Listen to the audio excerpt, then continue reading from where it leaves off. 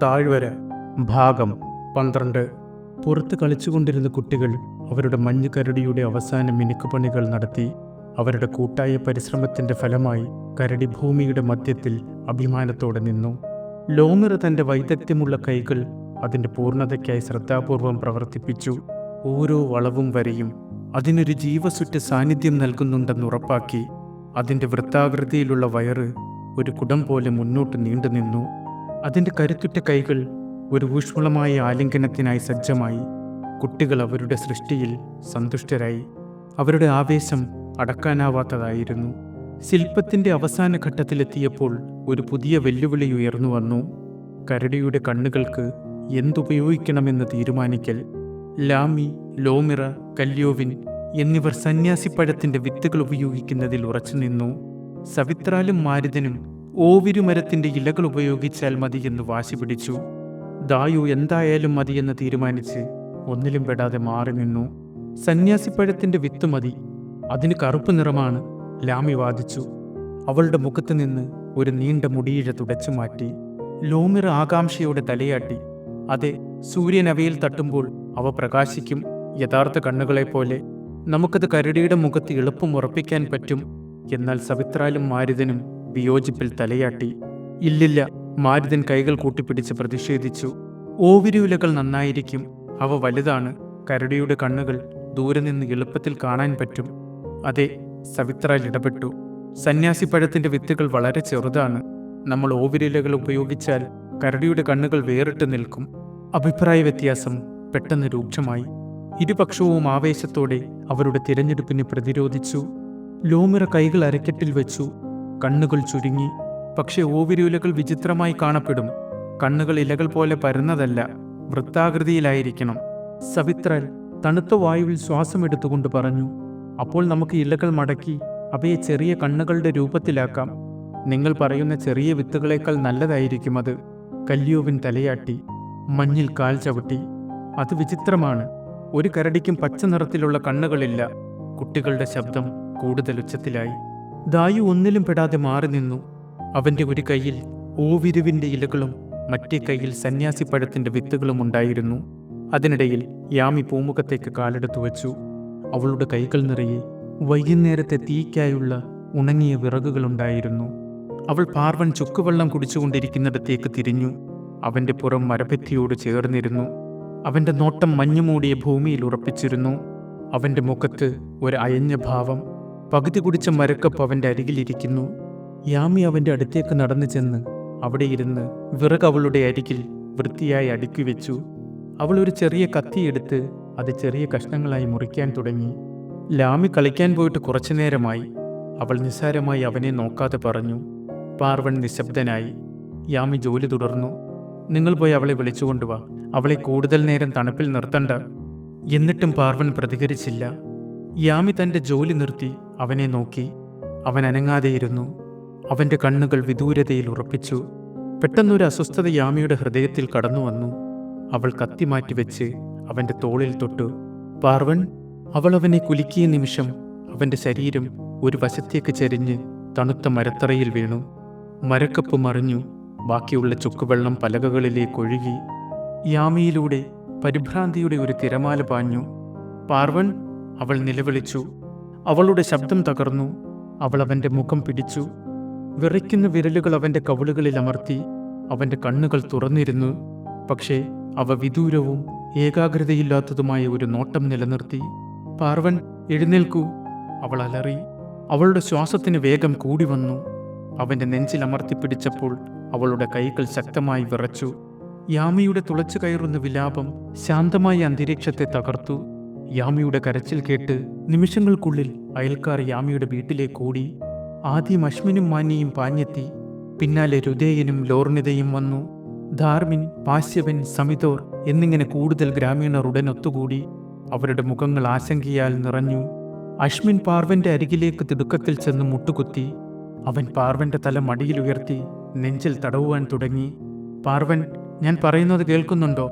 എന്തെങ്കിലും പറയൂ. പാർവൻ പ്രതികരിച്ചില്ല. അവൻ്റെ ശരീരം നിശ്ചലമായിരുന്നു. ശാന്തമായ ഭാവം. ആഴമേറിയതും എത്തിപ്പെടാൻ കഴിയാത്തതുമായ ഒരു സ്ഥലത്ത് അവൻ വഴിതെറ്റിയതുപോലെ. യാമിയുടെ നിലവിളി കൂടുതൽ ഉച്ചത്തിലായി. അവളുടെ ശരീരം അനിയന്ത്രിതമായി വിറച്ചു. വിറയ്ക്കുന്ന കൈകൾ പിടിച്ച് മാനിയയും ലോർണതയും അവളുടെ അരികിലിരുന്നു. യാമി മാനിയുടെ കൈകളിൽ മുറുകെ പിടിച്ചു. നഖങ്ങൾ അവളുടെ തൊലിയിൽ തുളച്ചു കയറി. അവളുടെ ശബ്ദം ഒരു ശ്വാസം മുട്ടൽ പോലെ പൊട്ടിക്കരഞ്ഞു. സാഹചര്യത്തിന്റെ അടിയന്തരാവസ്ഥ മനസ്സിലാക്കിയ രുദേയൻ മേഖലയുടെ വീട്ടിലേക്ക് മഞ്ഞുമൂടിയ വഴികളിലൂടെ അതിവേഗം പാഞ്ഞപ്പോൾ അവന്റെ ശ്വാസം നിലച്ചു. തണുത്ത കാറ്റ് അവന്റെ മുഖത്ത് കുത്തി. പക്ഷെ അവൻ വേഗത കുറച്ചില്ല. മേഖല അവളുടെ വീടിനടുത്തെത്തിയപ്പോൾ അവൻ അലറി, "വേഗം വരൂ പാർവൺ!" അവൻ പാതി വഴിയിൽ നിർത്തി. മേഖല ആശങ്കയാൽ മൂർച്ചയുള്ള കണ്ണുകളോടെ വീട്ടിൽ നിന്നും പുറത്തു വന്നു. എന്താണ് സംഭവിച്ചത്? പാർവൻ കുഴഞ്ഞു വീണു. അവൻ പ്രതികരിക്കുന്നില്ല. മറുവാക്കുകളൊന്നുമില്ലാതെ മേഖല തന്റെ ഔഷധക്കൂട്ടുകൾ അടങ്ങിയ സഞ്ചിയെടുത്ത് രുധേയനെ പിന്തുടർന്ന് പാർവന്റെ വീട്ടിലേക്ക് മടങ്ങി. ജനക്കൂട്ടം വലുതായി. ഗ്രാമവാസികൾ പരസ്പരം മന്ത്രിച്ചു. അവരുടെ മുഖം ഭയത്താൽ വിളറി. മേഖല ഓടിയാണ് പാർവന്റെ വീട്ടിലേക്ക് വന്നത്. അവർ പാർവന്റെ അരികിൽ മുട്ടുകുത്തി. ഒരു സ്പന്ദനത്തിനായി വിരലുകൾ അവന്റെ കഴുത്തിൽ വച്ചു. പ്രതീക്ഷയോടെ ശ്വാസം പിടിച്ചുകൊണ്ട് അവളെ നോക്കി നിൽക്കുമ്പോൾ ആൾക്കൂട്ടത്തിൽ ഒരു കനത്ത നിശബ്ദത തങ്ങി നിന്നു. ഒരു നീണ്ട വേദനാജനകമായ നിമിഷത്തിന് ശേഷം മേഖല പതുക്കെ കൈ പിൻവലിച്ചു. അവളുടെ ഭാവം ഇരുണ്ടു. അവളുടെ ശബ്ദം കനത്തതും ഗൗരവമുള്ളതുമായ രീതിയിൽ പുറത്തു വന്നു. അവന്റെ ശ്വാസം കുറച്ചു നിമിഷം മുമ്പ് നിലച്ചു. ഒരു സ്തംഭിച്ച നിശബ്ദത കൂട്ടത്തിൽ പടർന്നു. യാമി ഒരു ഹൃദ്യമായ നിലവിളി പുറപ്പെടുവിച്ചു. മാനിയുടെ കൈകളിലേക്ക് കുഴഞ്ഞു വീണു. കുട്ടികൾക്കിടയിൽ കരടിയുടെ കണ്ണിനെ ചൊല്ലിയുള്ള തർക്കം തുടർന്നുകൊണ്ടിരുന്നു. അതിനിടയിൽ ഒരു നേരിയ ശബ്ദം ലാമിയുടെ കാതുകളിലെത്തി. ഒരു വിലാപം. അത് വിദൂരമായിരുന്നു, പക്ഷെ വ്യക്തമല്ല. അത് കേൾക്കുന്നത് അവളുടെ വീടിന്റെ ഭാഗത്തു നിന്നാണ്. അവളുടെ ഹൃദയം പിടഞ്ഞു. അസ്വസ്ഥതയോട് കണ്ണുകൾ വിടർത്തി അവൾ വീടിന്റെ ഭാഗത്തേക്ക് നോക്കി. പിന്നീട് വീട്ടിലേക്ക് കുറച്ച് ചുവടുകൾ വെച്ചു. "ശരി ലാമി, നമുക്ക് സന്യാസിപ്പഴത്തിന്റെ വിത്തുകൾ തന്നെ വയ്ക്കാം," സവിത്രയിൽ വിളിച്ചു പറഞ്ഞു. ലാമി മടിച്ചു നിന്നു. അവളുടെ സുഹൃത്തുക്കളുടെയും അവളുടെ ഹൃദയത്തെ പിടികൂടിയ അശുഭകരമായ വികാരത്തിന്റെയും ഇടയിലകപ്പെട്ടു. അവൾ അവരുടെ ഭാഗത്തേക്ക് നടക്കാൻ തുടങ്ങി.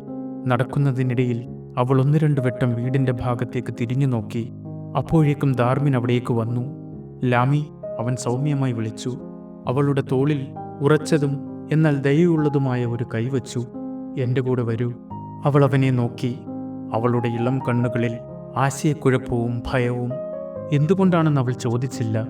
അവൾ അയാളോടൊപ്പം നടന്നു. അനിശ്ചിതത്വത്തിന്റെ വികാരം അവളുടെ ഹൃദയത്തെ കടിച്ചുകീറി.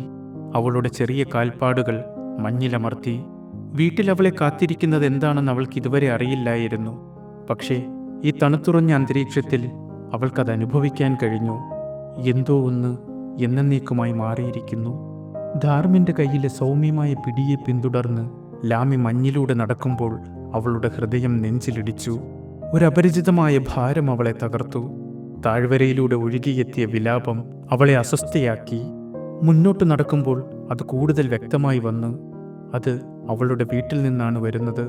അവൾ വീടിനടുത്തെത്തിയപ്പോൾ ഒരു കൂട്ടം ആളുകൾ മഞ്ഞുമൂടിയ ഭൂമിയിൽ അവരുടെ ചാരനിറത്തിലുള്ള ശൈത്യകാല വസ്ത്രങ്ങൾ ധരിക്കുന്നത് കണ്ടു. അവരുടെ മുഖങ്ങൾ ഗൗരവമുള്ളതായിരുന്നു. കണ്ണുകൾ സങ്കടത്താൽ നിറഞ്ഞിരുന്നു. അവളുടെ ശ്വാസം തൊണ്ടയിൽ കുടുങ്ങി. അവൾ മടിച്ചു. ധാർമിനെ നോക്കി. ഒന്നും പറഞ്ഞില്ല. പകരം അവൻ അവളുടെ കയ്യിൽ മുറുകെ പിടിച്ച് അവളെ മുന്നോട്ട് നയിച്ചു. അവൾ അകത്തേക്ക് കാലെടുത്ത് വെച്ച നിമിഷം വീടിന്റെ ചൂടിന് അവളെ ആശ്വസിപ്പിക്കാൻ കഴിഞ്ഞില്ല. പകരം വായു സങ്കടത്താൽ നിറഞ്ഞിരുന്നു. അവളുടെ അമ്മയുടെ വിലാപം നിശബ്ദതയെ മുറിച്ചു. തൻ്റെ മുന്നിലുള്ള ദൃശ്യം മനസ്സിലാക്കാൻ എന്തെങ്കിലും തിരഞ്ഞുകൊണ്ട് ലാമിയുടെ കണ്ണുകൾ ചുറ്റും പാഞ്ഞു. അപ്പോൾ അവൾ അവനെ കണ്ടു. പാർവൻ നിലത്തനങ്ങാതെ കിടക്കുന്നു. ശരീരം നിശ്ചലമായി. കണ്ണുകൾ തുറന്നിട്ടും ശൂന്യമായിരുന്നു. അശ്മിൻ കൈകൾ പാർവന്റെ നെഞ്ചിലമർത്തി അടുത്തിരിക്കുന്നു. അവന്റെ മുഖം ദുഃഖത്താൽ വിളറിയിരുന്നു. ഒരു വശത്ത് യാമി നിയന്ത്രിക്കാനാവാതെ കരയുന്നു. ലാമിയുടെ ചെറിയ കാലുകൾ മരവിച്ചതായി തോന്നി. കളിക്കാൻ പോകുന്നതിനു മുമ്പ് അവളുടെ അച്ഛൻ അവളെ കമ്പിളി വസ്ത്രങ്ങൾ ധരിക്കാൻ സഹായിച്ചിരുന്നു. അവൻ അവളെ നോക്കി പുഞ്ചിരിച്ചിരുന്നു. പക്ഷെ ഇപ്പോൾ അവൻ അനങ്ങാതെ കിടക്കുന്നു. അവളുടെ ഉള്ളിൽ എന്തോ ഒന്ന് മനസ്സിലാക്കാൻ വിസമ്മതിച്ചു. അവൾ കാണുന്നത് വിശ്വസിക്കാൻ വിസമ്മതിച്ചു. അവളുടെ ചുണ്ടുകൾ വിടർന്നു. പക്ഷെ വാക്കുകളൊന്നും പുറത്തു വന്നില്ല. അവൾ പതുക്കെ മടിച്ചു മുന്നോട്ട് നീങ്ങി. അവളുടെ ചെറിയ കാലുകൾ മരത്തടിയിൽ മൃദുവായി ശബ്ദമുണ്ടാക്കി. അവളുടെ നോട്ടം അവളുടെ പിതാവിൻ്റെ മുഖത്തുറപ്പിച്ചു. അവൻ കണ്ണു ചിമ്മുന്നതും തലചരിക്കുന്നതും തൻ്റെ പേര് വിളിക്കുന്നതും കാത്തിരിക്കുന്നത് പോലെ.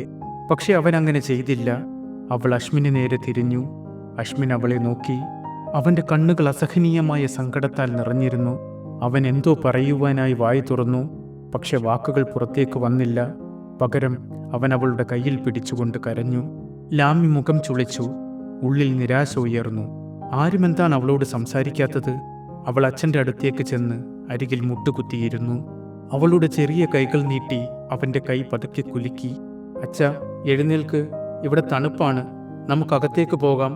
അവളുടെ ശബ്ദം വിറച്ചു. പാർവൻ അനങ്ങിയില്ല. അവളുടെ ചെറിയ വിരലുകൾ അവൻ്റെ കയ്യിൽ ചുറ്റിപ്പിടിച്ചു. തണുപ്പായിരുന്നു, പുറത്തെ മഞ്ഞിനേക്കാൾ തണുപ്പ്. ഒരു വിചിത്രമായ ഭയം അവളുടെ നെഞ്ചിൽ പിടിമുറുക്കി. അവൾ അവനെ കൂടുതൽ കുലുക്കി. അച്ഛാ, എഴുന്നേൽക്ക്, വൈകുന്നേരം നമ്മൾ ഒരുമിച്ച് ആടുകളെ മേയ്ക്കാമെന്ന് പറഞ്ഞതല്ലേ? നാളെ പുറത്ത് വേലി കെട്ടുമെന്ന് പറഞ്ഞതല്ലേ? ഒന്നുമില്ല. അവളുടെ ശ്വാസം വേഗത്തിലായി. മുറി ചെറുതായി തോന്നി. ചുറ്റുമുള്ള ആളുകളുടെ ശബ്ദങ്ങൾ പിറുപിറുപ്പുകളായി മങ്ങി. അമ്മയുടെ നിലവിളി അവൾക്ക് കേൾക്കാമായിരുന്നു. അച്ഛൻ്റെ നിശബ്ദതയുടെ ഭാരം അവൾക്ക് അനുഭവപ്പെട്ടു. പെട്ടെന്ന് ഒരു പരിഭ്രാന്തി അവളുടെ മേൽ പതിച്ചു. അവൾ അവനെ നിരാശയോടെ കുലുക്കി. എന്നിട്ടും അവൻ അനങ്ങിയില്ല. അവളുടെ ലോകം തകർന്നു. അവളുടെ കവിളിലൂടെ ചൂടോടെ കണ്ണുനീരൊഴുകി. മരണത്തിൻ്റെ അർത്ഥം അവളുടെ ചെറിയ മനസ്സിന് പൂർണ്ണമായി ഗ്രഹിക്കാൻ കഴിഞ്ഞില്ല. പക്ഷെ അവളുടെ ഹൃദയത്തിന് ഒരു കാര്യം അറിയാമായിരുന്നു: അവളുടെ അച്ഛൻ ഇനി ഉണരില്ല. അവൾ അമ്മയുടെ നേരെ തിരിഞ്ഞു. മകളെ തേടി കൈകൾ നീട്ടിയപ്പോൾ യാമിയുടെ കരച്ചിൽ കൂടുതൽ ആഴത്തിലായി. കൈകൾ വിറച്ചു. അവൾ ലാമിയെ അടുത്തേക്ക് വലിച്ച് നെഞ്ചിൽ ചേർത്ത് പിടിച്ചു. അമ്മയുടെ ശരീരം വിറയ്ക്കുന്നത് ലാമിക്ക് അനുഭവപ്പെട്ടു. കരയുമ്പോൾ ലാമിയുടെ മുടിയിൽ അസമമായ ശ്വാസോച്ഛ്വാസം കേൾക്കാൻ കഴിഞ്ഞു. ലോകം തണുത്തതായി തോന്നി. ഒരിക്കൽ അവളുടെ കളിസ്ഥലമായിരുന്ന താഴ്വര ഇപ്പോൾ ശൂന്യമായി. എപ്പോഴും അവളുടെ അഭയവും അവളുടെ ഊഷ്മളതയും അവളുടെ സുരക്ഷയുമായിരുന്ന അവളുടെ അച്ഛൻ. ലാമിയോടൊരു വാക്കുപോലും പറയാതെ പാർവൻ പോയി. താഴ്വരയിലൂടെ പറക്കുന്ന ലാമിയെ കാണാതെ, വിതച്ച വിളകൾ കൊയ്യാതെ, വരാനിരിക്കുന്ന വസന്തവും ശരത്കാലവും കാണാതെ അവൻ താഴ്വര വിട്ടു. വൈകുന്നേരത്തെ അന്തരീക്ഷം ദുഃഖത്താൽ നിറഞ്ഞിരുന്നു. പാർവന്റെ ശരീരം അവസാന യാത്രയ്ക്കൊരുങ്ങുമ്പോൾ താഴ്വരയിൽ ഒരു നിശബ്ദത തളം കെട്ടി. മാസങ്ങളോളം ഉപേക്ഷിക്കപ്പെട്ടതും മഞ്ഞുപാളികളാൽ മൂടപ്പെട്ടതുമായ മരണവണ്ടി അതിൻ്റെ വിശ്രമ സ്ഥലത്ത് നിന്ന് പുറത്തെടുത്തു. മഞ്ഞ് അതിൻ്റെ ചക്രങ്ങളിൽ ഉറച്ചു നിന്ന് അത് നീങ്ങാൻ പാടുപെട്ടു. വണ്ടി വൃത്തിയാക്കാൻ നിരവധി ആളുകൾ അക്ഷീണം പണിയെടുത്തു. തണുപ്പിൽ അവരുടെ ശ്വാസം കാണാമായിരുന്നു. അവർ മഞ്ഞ് ചുരണ്ടിയെടുത്ത് ചക്രങ്ങൾ ഉരുളാൻ പാകമാക്കി. ശൈത്യകാലത്തെ മരണം മറ്റേതൊരു കാലത്തിൽ നിന്നും വ്യത്യസ്തമായിരുന്നു. ഭൂമി തന്നെ ഒരു തടസ്സമായി ജനങ്ങളോടൊപ്പം വിലപിക്കുന്നത് പോലെ. ശാന്തമായ വിശുദ്ധിയിൽ മനോഹരമാണെങ്കിലും മഞ്ഞ് ഓരോ ചുവടും ഓരോ ചലനവും ഒരു പോരാട്ടമാക്കി. ഒരിക്കൽ പാർവന്റെ വീടും അഭിമാനവുമായിരുന്ന താഴ്വര ഇപ്പോൾ അദ്ദേഹത്തിൻ്റെ അന്ത്യയാത്രയ്ക്കുള്ള ഒരു വഴങ്ങാത്ത വഴിയായി മാറി. വളരെ പരിശ്രമത്തിലൂടെ വണ്ടി ഒടുവിൽ തയ്യാറാക്കി. ചാരനിറത്തിലുള്ള വസ്ത്രങ്ങളിൽ പൊതിഞ്ഞ് പാർവന്റെ ശരീരം ശ്രദ്ധാപൂർവം ഉയർത്തി വണ്ടിയുടെ മരച്ചട്ടയിൽ വച്ചു. പ്രകൃതിയുടെ അന്ത്യവിടവാങ്ങൽ പോലെ അവൻ്റെ നിശ്ചല രൂപത്തിൽ സ്വർഗത്തിൽ നിന്നും മഞ്ഞുതുള്ളികൾ പറന്നു വീണു. ശാന്തവും ചലനരഹിതവുമായ അവൻ്റെ മുഖം ഒരു നിശബ്ദ ആഢ്യത്വം വഹിച്ചു. വിശാലവും ദുഃഖഭരിതവുമായ കണ്ണുകൾ അവളുടെ പിതാവിൽ ഉറപ്പിച്ചിരിക്കുമ്പോൾ ലാമി വണ്ടിയുടെ ചക്രത്തിന് സമീപം നടന്നു. അവളുടെ ചെറിയ കൈകൾ അതിൻ്റെ അരികിൽ പിടിച്ചു. അവൾക്ക് മനസ്സിലായില്ല അയാൾക്ക് എങ്ങനെ പെട്ടെന്ന് പോകാൻ കഴിഞ്ഞു. ആ പ്രഭാതത്തിൽ തണുത്ത വായുവിൽ ചുക്കുവെള്ളം കുടിച്ചുകൊണ്ട് അവൻ വാതിക്കലിരുന്നു. അവൻ അവിടെ ഉണ്ടായിരുന്നു, ജീവനോടെ ഉണ്ടായിരുന്നു. ഇപ്പോൾ അനങ്ങാതെ, ഒരിക്കൽ അവൻ്റെ കണ്ണുകളെ പ്രകാശിപ്പിച്ച ജീവിതം അവൻ്റെ മുഖത്ത് സ്പർശിക്കാതെ അവൻ അവിടെ കിടക്കുന്നു. ഇപ്പോൾ മഞ്ഞിൽ നിന്ന് അവളെ സംരക്ഷിക്കാൻ ആരുണ്ടാകും? വയലുകളിലൂടെ കഥകൾ പറഞ്ഞുകൊണ്ട് നടക്കുമ്പോൾ ആരാണ് അവളെ നയിക്കുക? മഞ്ഞിൽ വിറയ്ക്കുന്ന ആടുകളെ ആരാണ് സംരക്ഷിക്കുക? അല്ലെങ്കിൽ വേനൽക്കാലത്തെ ചൂടിൽ ജോരിക മരത്തിനടിയിൽ അവൾക്കാരാണ് തണൽ നൽകുക? അച്ഛൻ എപ്പോഴും അവിടെ ഉണ്ടാകുമെന്ന് അവൾ കരുതിയിരുന്നു. അവനില്ലാതാകുന്നതുവരെ. പോകുന്നതിനു മുമ്പ് താഴ്വരയുടെ സൗന്ദര്യം അവൻ മതിയായി കണ്ടിരുന്നു. അവൻ ശരിക്കും ജീവിച്ചിരുന്നോ? അതോ വളരെ വേഗം മരണം അവനെ എടുത്തുകൊണ്ടുപോയോ? വണ്ടി ഞരങ്ങി മുന്നോട്ട് നീങ്ങി. ചക്രങ്ങൾ കട്ടിയുള്ള മഞ്ഞിനെതിരെ പോരാടി. അത് വലിക്കുന്ന ആൾക്കാർ നന്നായി ബുദ്ധിമുട്ടി. തണുത്തുറഞ്ഞ ഭൂമിയിലൂടെ അത് വലിക്കാൻ പാടുപെടുന്നതിനിടയിൽ അവരുടെ കാലുകൾ മഞ്ഞുമൂടിയ നിലത്ത് വഴുതി വീണു. ചില സമയത്ത് ചക്രങ്ങൾ അനങ്ങാൻ വിസമ്മതിച്ച് കഠിനമായ മഞ്ഞിൽ കുടുങ്ങി. അവർ വണ്ടി നിർത്തിയും ഉയർത്തിയും വീണ്ടും തള്ളിയും അത് മുന്നോട്ട് നയിച്ചു. പാർവൻ എളുപ്പത്തിൽ പോകാൻ തയ്യാറായിരുന്നില്ല. അവന്റെ സാന്നിധ്യം, ഓർമ്മ ഓരോ ചുവടുവയ്പിലും മുന്നോട്ടുള്ള ഓരോ തള്ളലിലും തങ്ങി നിന്നു. താഴ്വരയും അവനെ വിടാൻ മടിക്കുന്നതായി തോന്നി. ചാരനിറത്തിലുള്ള വസ്ത്രം ധരിച്ച് തണുപ്പിനെതിരെ വിളറിയ മുഖങ്ങളുമായി ഗ്രാമവാസികൾ പാതയിൽ നിരന്നിരുന്നു. വണ്ടി കടന്നു പോകുമ്പോൾ പാർവന്റെ ശരീരത്തിൽ പൂക്കൾ വച്ചു.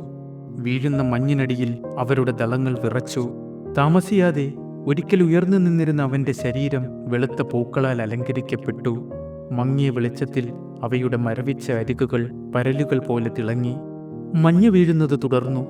താഴ്വര തന്നെ അവൻ അർഹിക്കുന്ന സൗമ്യതയോടെ അവനെ യാത്രയാക്കുന്നതുപോലെ ഒരന്തിമ ആലിംഗനത്തിൽ അവനെ പൊതിഞ്ഞു. നിശബ്ദതയെ ഭേദിച്ചുകൊണ്ട് സ്ത്രീകൾ വണ്ടിയുടെ അരികിലൂടെ നടന്നു. ദുഃഖത്താൽ ഒറ്റയ്ക്ക് നടക്കാൻ കഴിയാത്തത്ര ദുർബലമായ യാമിയെ മാനയും മറ്റു സ്ത്രീകളും താങ്ങിയെടുത്തു നടത്തി. കണ്ണുനീർ നിറഞ്ഞ അവളുടെ മുഖം അവളുടെ ചുണ്ടുകളുടെ ഓരോ വിറയലിലും നെഞ്ചിന്റെ ഓരോ ആർത്തലിലും അവളുടെ നഷ്ടത്തിന്റെ ഭാരം വഹിച്ചു. യാഥാർത്ഥ്യത്തിനും പാർവന്റെ അഭാവം അവശേഷിപ്പിച്ച അസഹനീയമായ ശൂന്യതയ്ക്കുമിടയിൽ മനസ്സൊഴുകി നടന്നു. ജനക്കൂട്ടത്തിനിടയിൽ കുട്ടികൾ ലാമിയുടെ പിന്നിലായി നടന്നു. ദായു തുറന്നു കരഞ്ഞു. അവന്റെ ചെറിയ കൈകൾ അവന്റെ കണ്ണുനീർ നിറഞ്ഞ മുഖം തുടച്ചു. അവന്റെ ഇളം ഹൃദയത്തിന് ലാമിയുടെ അച്ഛനെ, എന്നും അവന്റെ വഴികാട്ടിയായിരുന്ന മനുഷ്യനെ ഇങ്ങനെ കൊണ്ടുപോകുന്നത് കാണാൻ കഴിഞ്ഞില്ല. ലാമിയെ എങ്ങനെ ആശ്വസിപ്പിക്കണമെന്നറിയാതെ മറ്റു കുട്ടികൾ നിശബ്ദരായി പിന്തുടർന്നു.